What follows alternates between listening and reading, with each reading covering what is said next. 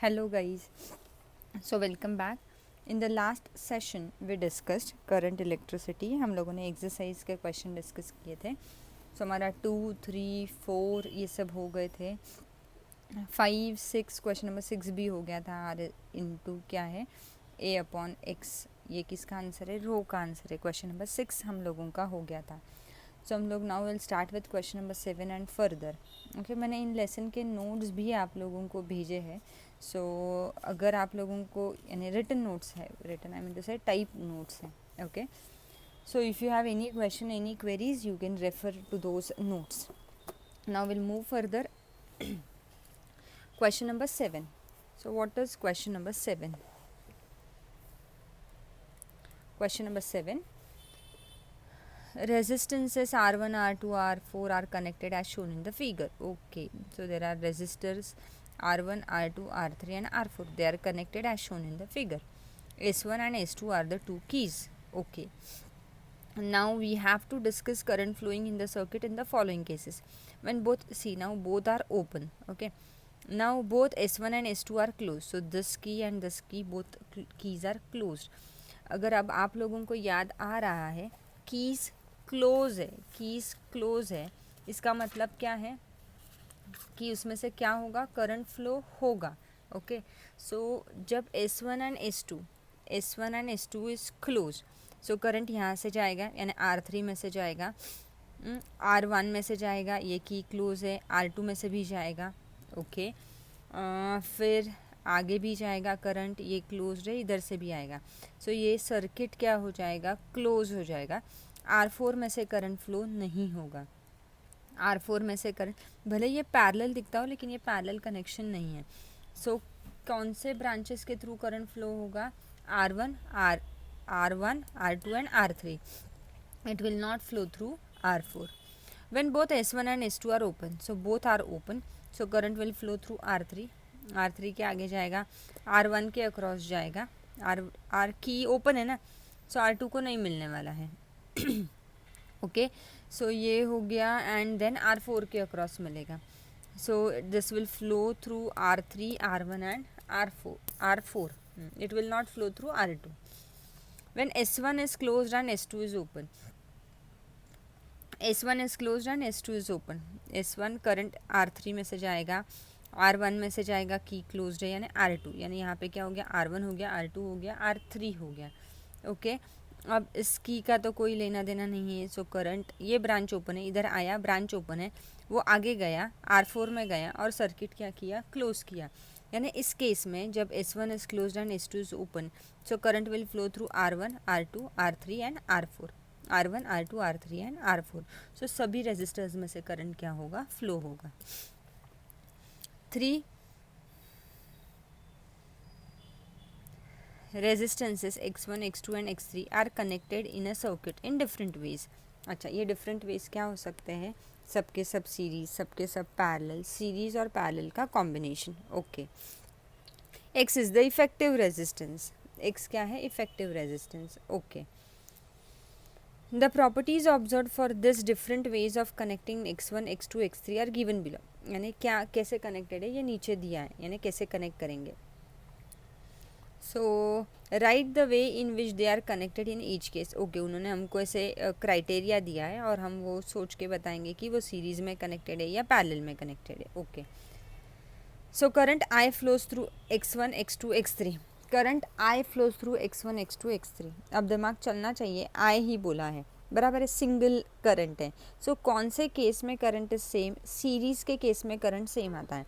अगर आप पैरेलल का सीन याद करो तो पैरेलल के केस में करंट डिवाइड होता था और वो क्या हो जाता था? I1, I2, I3 ऐसा होता था. और सीरीज़ के केस में क्या होता था कि करंट जो है, I जो है वो हर एक केस में क्या है? सेम है. सो करंट जो है वो सेम है X1, X2, X3 के केस में. यानी ये कौन सा कनेक्शन होगा? ये सीरीज़ वाला होगा. ओके, सो फर्स्ट वाला जो केस है वो कौन सा कॉम्बिनेशन होगा? किस में कनेक्टेड है? X1, X2, X3. X1, X2, X3 they are connected in series because current क्या है? Same. X is larger than X1, X2 and X3. X यानी क्या है? Effective resistance. वो इफेक्टिव रेजिस्टेंस सीरीज़ के लिए भी हो सकता है, पैरेलल के लिए भी हो सकता है, वो वैरी होगा. अब x is greater than x1, x2 and x3। अब ये x ये है, ये ग्रेटर है x1 से, x जो है वो ग्रेटर है x2 से, x जो ग्रेटर है वो x3 से। ये ऐसा कब होगा? ये सीरीज़ में ही होता है। If you remember, RS is greater than R1, RS is greater than R2 and so on. So same इस केस में x is greater than x1, x is greater than x2 and so on. x is smaller than x1, x2, x3। Smaller immediate आप लोगों का दिमाग चला, smaller है x यानी effective resistance smaller than individual resistances. Individual resistances smaller है यानी कौन सा होगा? पैरेलल कनेक्शन होगा। पैरेलल में ही क्या होता है? लेस देन होता है। सो x is less than x1, x is less than x2 and so on. ये कौन सा कॉम्बिनेशन है? पैरेलल।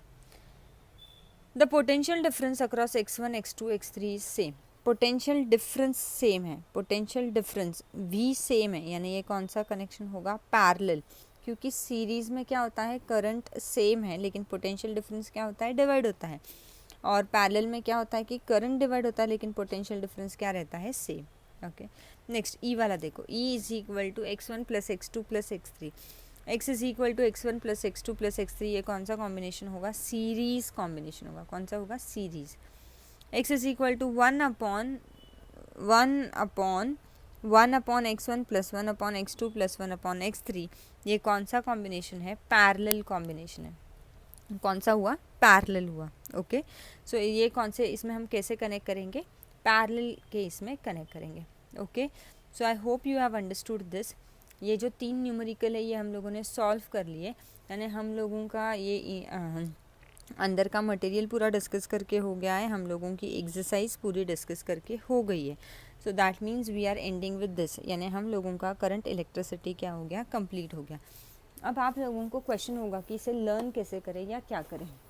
फर्स्ट ऑफ ऑल इस ये यानी हमने इसमें का क्या क्या देखा है, सीरीज़, पैरेलल वगैरह, वो सब आप वीडियो देखो। ओके, वीडियो देखने के बाद सीरीज़, पैरेलल जो भी है वो बिना देखे लिखने की कोशिश करो। ये लेसन के सारे फॉर्मूलाज लिख लो, यानी एक ऐसा सेक्शन बनाओगे जहाँ पे एक पेज पे सारे फॉर्मूलाज लिखोगे, फिर एक पेज बनाओगे उस पर आप सारे यूनिट्स लिखोगे, क्योंकि इसमें देखो रेजिस्टिविटी के ओम मीटर है, रेजिस्टेंस के ओम है, करंट के एम्पियर है, चार्ज के कूलम है, ये सब याद रखना है आप लोगों को। सो इन दैट केस आप क्या करोगे? एक दूसरे पेज पे क्या लिखोगे? सिर्फ यूनिट्स लिखोगे कि क्या क्या कौन से यूनिट्स है।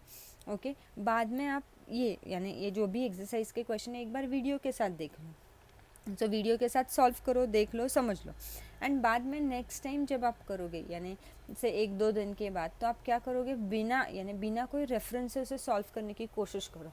अब आप लोग जब बिना रेफरेंस के सॉल्व करोगे तो आपको हर एक वर्ड पेट टू पैट नहीं आएगा, लेकिन मेक श्योर कि आप कंसेप्चुअली तो क्लियर हो, यानी कंसेप्ट वाइज तो क्लियर हो। बाद में कैसे लिखना है या मेमोराइज़ करना है वो बात अलग है, लेकिन ये अब ये कनेक्शन है तो इसके लिए सीरीज़ लगने वाला है। सो ये जो कंसेप्ट है कि इसके लिए बेसिकली सीरीज़ है, पैरेलल है, या यहाँ पे हम लोग ये ओम्स लॉ यूज़ करने वाले हैं, यहाँ पे रेजिस्टिविटी वाला फॉर्मूला यूज़ करने वाले, तो वो जो बेसिक कंसेप्ट है वो आप एकदम क्लियर कर दो। वो क्लियर हो गई तो बाद में आप लर्न कर सकते हो, मेमोराइज़ कर सकते हो और वो लिख सकते हो, लेकिन फर्स्ट आपको क्या होना होगा? कंसेप्चुअली क्लियर होना होगा। ओके, तो उसके लिए लैंग्वेज मैटर नहीं करेगी कि आपको जो बोलना है वो इंग्लिश में ही बोलना है क्या।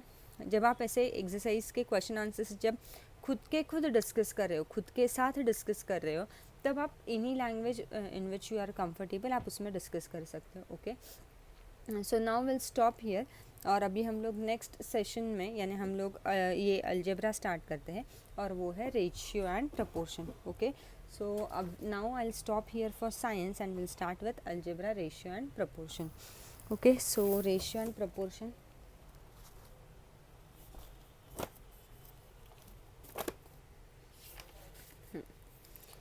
रेशियो एंड प्रपोर्शन ये ऐसा समझ लो बहुत ज़्यादा इम्पॉर्टेंट लेसन, बहुत ज़्यादा important from 9th point of view, from 10th point of view.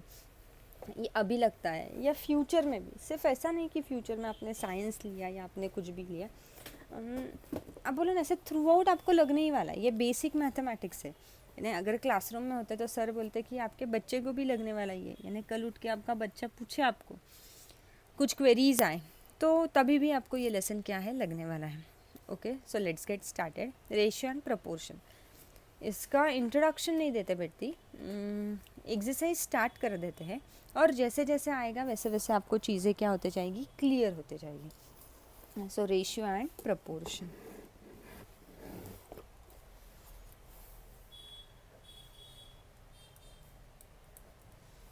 We should not waste pages.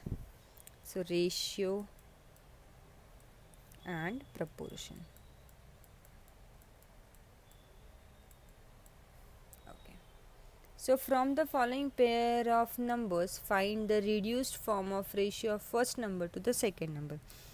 So ratio of first number to second number 72, 60. अब उन्होंने बोला है रेशियो ढूंढो फर्स्ट टू सेकेंड नंबर का. जब ऐसा बोलते हैं कि रेशियो ढूंढो first number to second number का, इसका मतलब फर्स्ट नंबर ऊपर और सेकेंड नंबर क्या आएगा, नीचे. वो हमेशा एक वर्ड यूज़ करते हैं रिड्यूस्ड फॉर्म. इसका मतलब इसे रिड्यूस करना है, छोटा छोटा करते जाना है. ओके. सो 72/60. फर्स्ट नंबर कौन सा था, 72 ऊपर लिखा, 60 नीचे था, नीचे लिखा. सो 72/60. अब इसे छोटा करना है तो मैं देखूंगी कि ये जो दोनों नंबर्स है 72 और 60 ये कौन से एक ही टेबल से जाते हैं. ओके. तो दोनों 6 से डिवाइड होते हैं. 6 1 ज़ा 6, 6 2 ज़ा 12, 6 10 ज़ा 12 और 10 है ये वापस किससे हो जाएंगे, 2 से. 2 6 ज़ा एंड 2 5 ज़ा. सो आंसर बचा किया 6/5. देखने का कि दोनों सेम टेबल से क्या होने चाहिए, डिवाइड होने चाहिए. अब ये जो 6/5 आया है ये और तो रिड्यूस नहीं हो सकता. और रिड्यूस क्यों नहीं हो सकता, क्योंकि ये रिड्यूस फॉर्म है 6/5. अब ये और कोई सेम टेबल से तो जाते हैं नहीं. सो ये हमारा क्या हुआ, रिड्यूस्ड फॉर्म हुआ. नेक्स्ट लेते हैं 38/57. 38/57. 38 ऊपर 57 नीचे. अब इसके लिए थोड़े टेबल्स लर्न होने चाहिए. अब यहाँ पे 38 और 57 दोनों एक ही टेबल से जाने चाहिए. अब ये 19 के टेबल से जाते हैं. 19 1 ज़ा 19, 19 2 ज़ा 38 एंड 19 3 ज़ा 57. करके देखते हैं. 19 इंटू 3 27 3 5 ये हो गया 57 एंड 19 2 ज़ा 38. सो थोड़े से टेबल्स आप लोगों को याद होने चाहिए इसके लिए. सो 19 2 ज़ा एंड 19 3 ज़ा. सो क्या आया 2/3. इसे लिखते हैं 2:3 ऐसा भी लिखते हैं, यानी 2 डॉट्स हम लोग जैसे बोलते हैं वैसा. और ये इसको भी ऐसे 6:2 क्या है 5. ओके. सो ऐसा भी लिखते हैं हम लोग, या फिर अपॉन में. सो 2/3 और ये 2:3 दोनों सेम है. ओके. कोई डिफरेंस नहीं है, एनी हाउ हम लोग लिख सकते हैं. नेक्स्ट थर्ड नंबर है 52/78.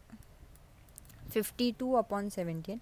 अब इस केस में 52 एंड 78 लास्ट में दोनों इवन नंबर्स है. तो अगर आपको बड़े नंबर्स याद नहीं है तो you can start with 2.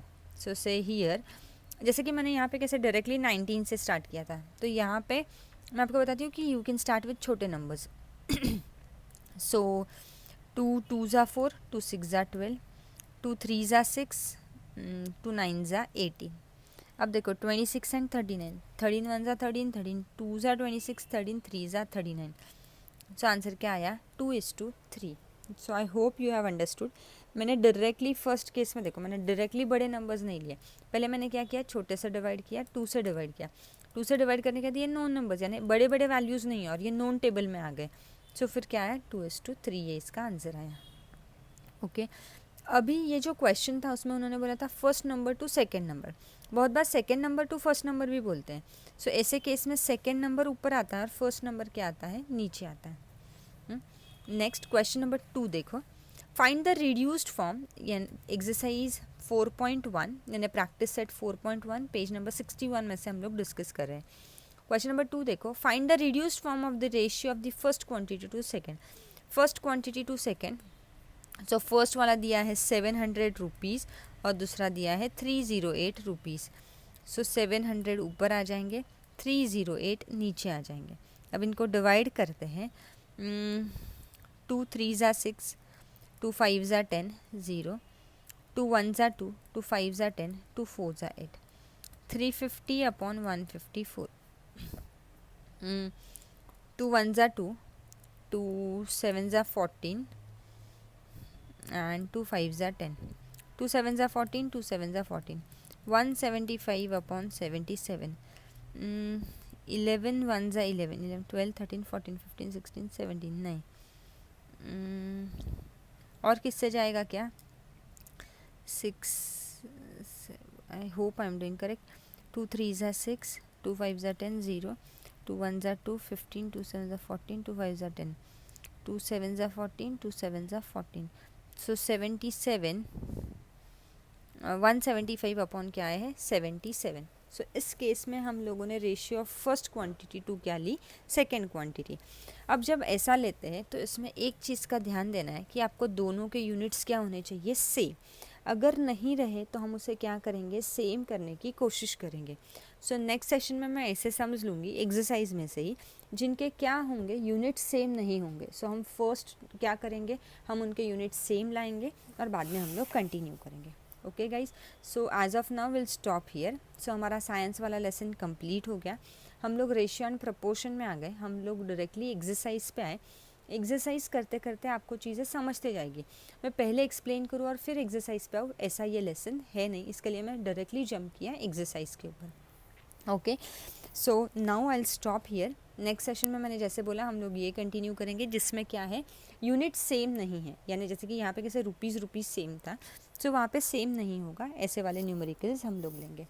Okay, so will stop here. Bye guys, take care.